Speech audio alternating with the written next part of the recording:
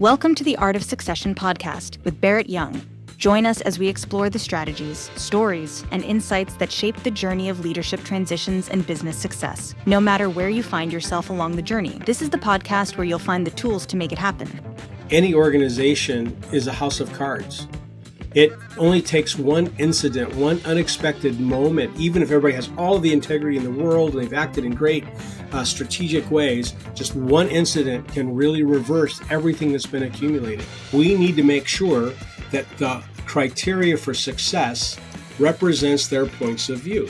So this is about becoming more of a trusted advisor and their warm, unsolicited referral. My name is Barrett Young, and this is the Art of Succession podcast. My guest today is Mark Vincent, an executive advisor and co-founder of Teall Vincent Enterprises.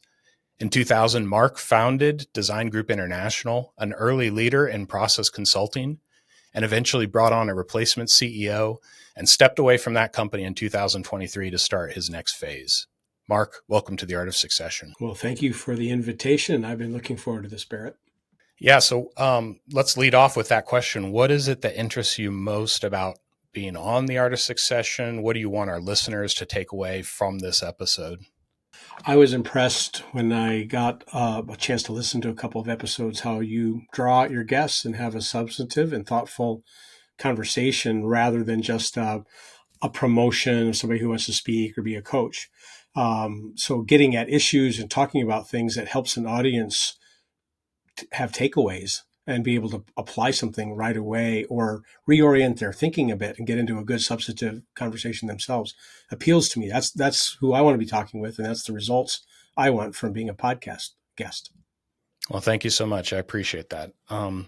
So let's get into just your history leading up to the founding of Design Group International, and just give me a brief background. Yeah, the briefest way to say the background is that I got started in some graduate school work when I was a community worker in a city. And I was trying to figure out ways to lead group meetings and facilitate group meetings. That wasn't a part of my training. And I found myself moderating or facilitating or chairing a number of program-related committees. And I was frustrated that the real meetings took place in the parking lot afterwards and not in the actual meeting itself, which derailed the work that people did to come to the meeting. So the creatives, the persons who are committed to the program and to the mission, they're bringing their stuff, they're prepping for the meeting, they're prepared to deliver, and then it just got undermined later or reworked later. And I needed ways for the informal interactions in our organization to inform the formal interactions rather than unwind them. We needed to get the sequence reversed. And I didn't know how to do that. And so there was some possibility to do some original research around group process and group decision making. And this is the time that Harvard Negotiation Project is doing some social science in this regard. There really hadn't been much done before that. The most famous of those books, many people will recognize the title, Getting to Yes, by Fisher and Urey. So there you get this language of win-win scenarios and listening first and really making sure that you can encapsulate what another speaker is saying before you offer your opinion so that you're building on each other's work instead of competing for space, teaming, brainstorming, mind mapping. That all comes out of this era. And I'm doing this original graduate work at the time. So maybe I was the right person, but I was certainly in the right place and right time, and began to be asked, will you help us? So I get involved in these scenarios where people would lead off with, we're painted in a corner here, we don't know what to do next. And these methods work. And in that, I began to find out that, wow, wherever there is complex decision making, and particularly if there is money involved, there's nothing like succession planning to bring out dysfunction. And so in the book of business I'm carrying, and now I'm starting to become a consultant without any real plan to be one. But in the book of business I started to carry, a good half of them were tied to succession, naming and discovering a successor, planning the process, mapping out how to get from here to there. And over time, that really became the centerpiece of my practice. And I had to decide, is this just me, or is there a platform we need to create where I can build a business actually get some equity out of it at the end, and found that I really had an aptitude for that. So we launched Design Group International in 2020, grew that up, served as the CEO for 17 years. 2018, I popped up to be the chair of the partnership. And then, as you said, in 2023, sold my stake and exited. But it was that background of sitting with people who have to sort through stuff where it really matters. And there's a lot in play that I just found I got better at it and got more invitations. And if I could just say one last thing to that, Barrett, you probably know this as well as anyone. Any organization is a house of cards. It only takes one incident, one unexpected moment, even if everybody has all of the integrity in the world and they've acted in great strategic ways, just one incident can really reverse everything that's been accumulated. So the art here is not just the science part. It is the ability to move in and between, do multiple scenario planning, be able to be very thoughtful and reflective while you keep growing. Yeah. Talk to me. Process consulting, I feel, is a misnomer, maybe, or like it leads me in a different direction. It sounds kind of like Six Sigma or manufacturing, or just repeat the same process over and over and over again. But you're talking, I mean, that was really powerful where you said the formal is being wrecked by the informal and you want the informal to inform the formal. That was really powerful how you phrased that there. Talk to me just a little bit about where process consulting fits in like the various kind of systems, methods that you could take, and how it came to be. Process consulting does have a start in manufacturing because there are processes, and so you want to fix them if they're not working. However, a process, even if it is manufacturing, even if it's very machined, still has humans involved. And so a process has both hard and soft aspects to it. It has the stuff that's supposed to run like a machine, and it has the people who will notice things and have ideas and have dreams and aspirations and have to somehow find a way to work together, and who are the ones that are going to solve the problem should something erupt in that process that has to be fixed. And they're going to bring their ideas, they're going to bring their passions to it if they care. I've long said, if people don't care, you're not going to have conflicts because everybody's apathetic. But if they care, they're going to have expectations and desires, and you've got to find a way to work through them where what people care about can land and create a scope and a sequence, and you can have a well-examined solution or set of solutions that you're going to try to go after your broken process.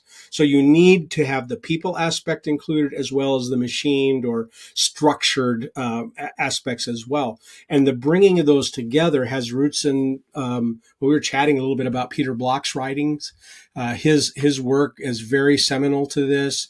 I would also call it Edgar Schein is probably the godfather of process consulting. He started out as an engineer fixing manufacturing processes, and began to notice that if he asked questions rather than gave the advice or the prescription, he asked people what they had tried, what they were willing to try, what they had noticed, what they would commit themselves to, that he got better results. And then he began applying this in places like healthcare and other kinds of human service entities and found out it works there as well. So he begins to write all of his case studies down and makes them available when he was teaching at MIT and elsewhere in any number of books. So they're just chock full of case studies and ways to see how process can unfold and be addressed and get everyone who's in it to own their next actions. So any contribution that I made where I think we began to take it a little bit further was to say, what if this is a profession?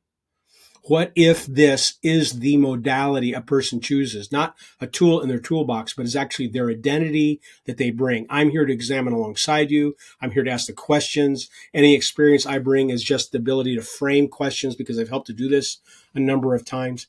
And Barrett, this stuff is so much more effective when there are adaptive moves to make. When we have technical solutions that we have to find, yeah, we can say known problem, known solution. But when we don't even have a robust definition of the problem, we just know there is one, we have to eliminate wrong answers to discover right ones. And process consultation helps us create that kind of a line of sight so we can experiment, adjust, and move forward. Yeah, this really resonates with me. Peter Block's writing has design thinking, kind of feels like it's Yes, in the same framework here. very much so. I'm a visionary. And so when you start talking to me about processes, what I hear, my first wall goes up is you're removing the person from this, and you're saying you're treating us all like machines. And if you just follow the checklist, everything will be solved. But it sounds like you're saying process design is acknowledging that it's people going through these checklists, and those people are professionals. They know what they're doing, and they know the best way to branch out when the process is broken. How do you stick to the checklist or stick to the process when every time you hit one of these branches, a decision needs to be made? You can't foresee every single decision and prescribe it from the top. So I guess talk to me just about that interplay of the real people Well, and the processes. you're on one of my favorite subjects, or what favorite aspects of this now. So if I'm going to facilitate this kind of a process design, figuring it out, I want to be able to face the room. I don't want to have my head in my notes.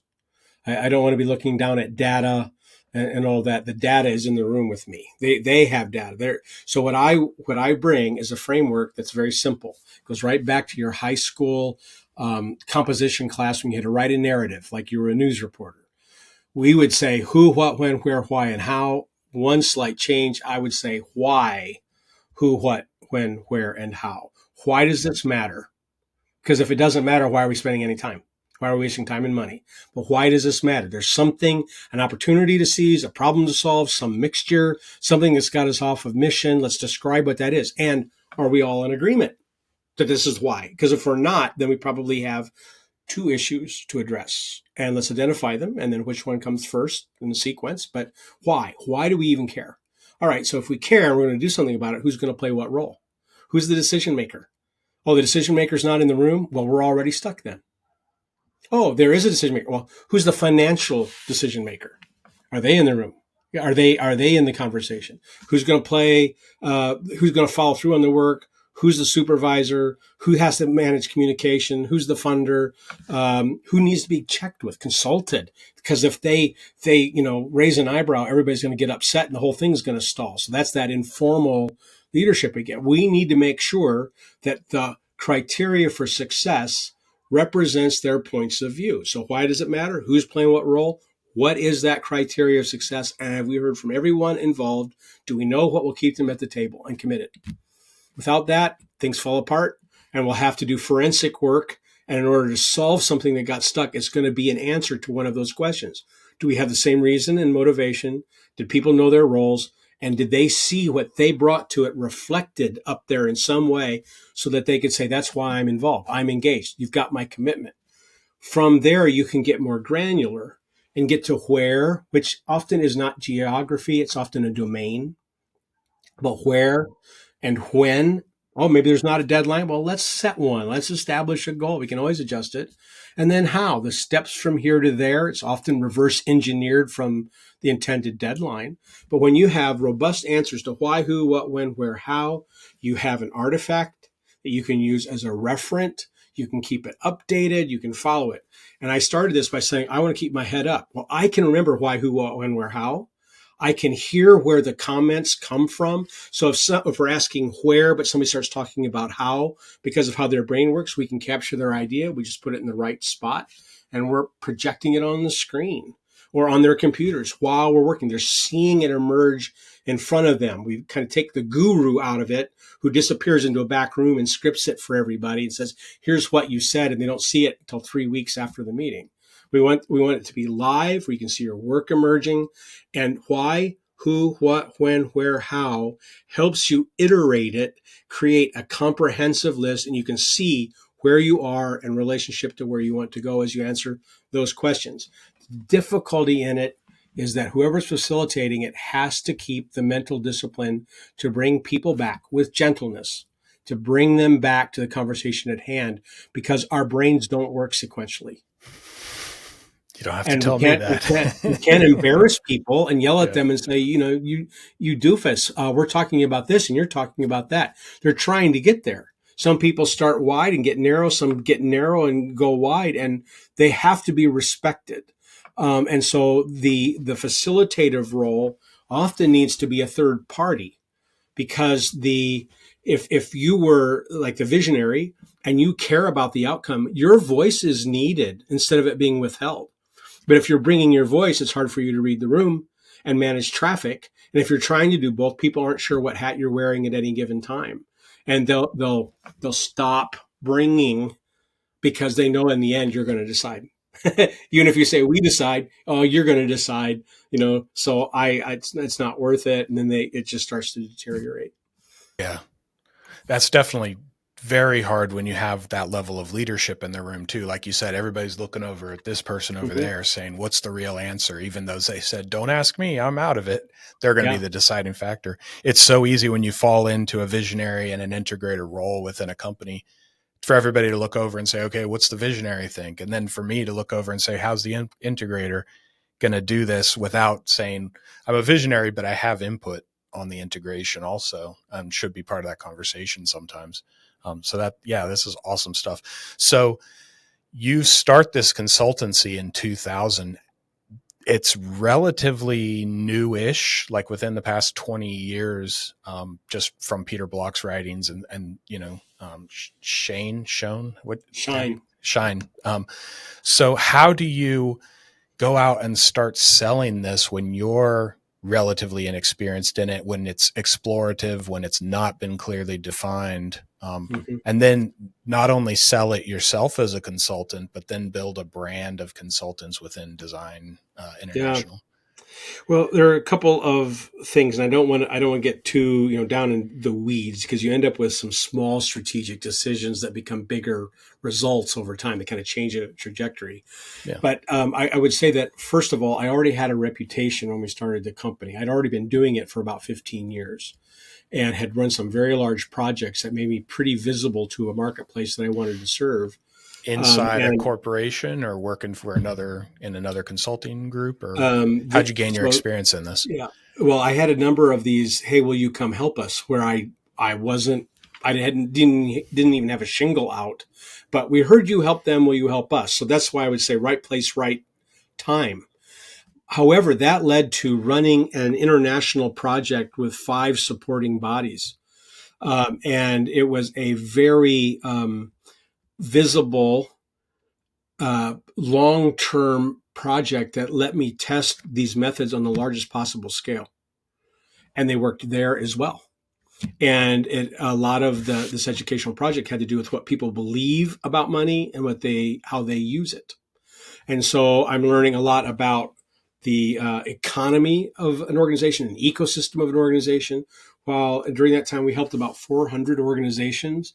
It was a time-limited educational project, and then it ended. Well, then as it ended, it was, where do we take this body of knowledge? And there was a financial services company that functioned as a nonprofit, which has a whole educational arm. They said, can you bring that here? And they really wanted the content around money that was delivered out of this, but I had this method, and the method didn't really have a home there. And they were very clear: we're a nonprofit. We can't have a for-profit line of business housed here. And so I was able to wrap that up in a very good way. And we launched Design Group International at that point, having kind of discerned that this is a thing. This is something I can do. This is a unique contribution. There's a market for it. I have people asking if I'm going to be available. It's either that or find a job, and I won't be able to do this thing that I love. And so in 2000, we launched it, and there was already some momentum. That meant we had to get brand recognition, and that took longer. When you do this stuff, the first year or two, there's low-hanging fruit. There's people who know you, love you, trust you, but they're not buying you or this kind of a process every year all the time. If you're doing this well, you're not upselling. You're not offering 5 products or series 1, series 2. Come buy this extra thing and we'll, bonus you if you buy the extra one. You're not doing that. You're there at the client's behest to do their work alongside them. So this is about becoming more of a trusted advisor, and their warm, unsolicited referral. They tell somebody without even being prompted, you need to work with them. And so we just started working hard at the quality of our relationships in our networks, finding other people who had really strong talent and strong networks and inviting them to join the platform we had created. And we provided all the administrative stuff behind the scenes. So really our true and first client base were other really experienced consultants who didn't have an adequate administrative platform. Yeah, I was gonna branch into that just because it's easy to be a consultant and run your own thing, but to build a brand around your method of consulting is hard. To train somebody else to gain 15 years of experience that you brought into this on day one. So what was that recruiting process? How do you find amazing talent and then say, well, to come under our wing, you need to shift this and this and this in order to fit with what we're doing? Talk to me just a little bit about going beyond the first consultant into the second, third, fifth, 10th. So we started with, because we're trying to build with openness to people who wanted to launch a consulting career and people who had figured it out and developed it, but had to make a choice of, am I going to run my own platform or do I really want to work with clients? Because you get to a certain size, you can't do both. You'll either be diluted in how you can care for a client because you have all this administrative work because you're succeeding, or you are handling the administrative part of the platform and helping people with their own business development, but they then have to get a value for what they're leaving on the table for their billings. And so dialing that in, I would just say we took about 8 years of experimentation, even while doing our work to remain profitable, and ultimately dialed in that it wasn't as successful if we worked with someone who was starting out, because they, unless you have a sales force, and we didn't, we were all player coaches. We were people who were in the field doing our work with clients and love doing that and want the impact like that. So if you don't have a sales force like you would with McKinsey or Boston Consulting Group, then you have to have people who are very comfortable with their own business development. And so oftentimes a person who's starting out hasn't figured that out. And it's kind of a tell if the first thing they say is, I hate sales. Okay, well, then that means they'll feel like they're poking their eyes out with needles anytime they've got to write even a social media message that might promote something that they've done or point to the success of a client. They just want to run away from that. They got to chain them to the desk. So we just started moving more and more toward the experienced consultant who really wanted to have high client impact and got tired of trying to build their own platform and the cycling that does. Because as soon as you pay attention to the platform, tough to do your business development. As soon as you're paying attention to an actual client you've landed, these administrative things get behind the scenes. Then one more thing to say, we didn't abandon the person who wants to be a consultant. We launched the Society for Process Consulting as a means to help people train, develop a very clear, actionable business plan with sensible finances on it, create their arc of development to determine if this is what they wanted or not. So as we were just getting a lot of knocks on the door. Hey, I'm between jobs. I think I want to do this. Hey, I tried it once. It didn't work. Can I try it again? Or I'm getting started, but I don't know what to do. I'm starting to succeed, but I can sense I'm up against some things. And I'd like to have a professional credential that says I really am recognized as a process consultant. So we created the society, created a training regimen for 3 levels of a professional credential and got that started so that we didn't have endless tire kicking. Like, can I have another coffee with you and have you tell me about what you do and how you do it so I can tell you that it won't work even though it's working for you? We just, that's all opportunity loss. So we just began to redirect to say, if you're serious about this, here's a way to learn and discover and work with some people who are really excellent at this and determine whether this is for you. Yeah, gotcha. Okay. So the first half of your tenure there is developing it, finding the platform, bringing in people who already have the connections, already have the referrals. They just don't have the system to say this is the way we deliver things. What about the second half of it got you to start thinking that you would eventually exit this and go start a similar business? But what was it about it that started to wear on you, or you just wanted to find somebody else to bring in that CEO? It's a great question. I really think that's an important question to ask.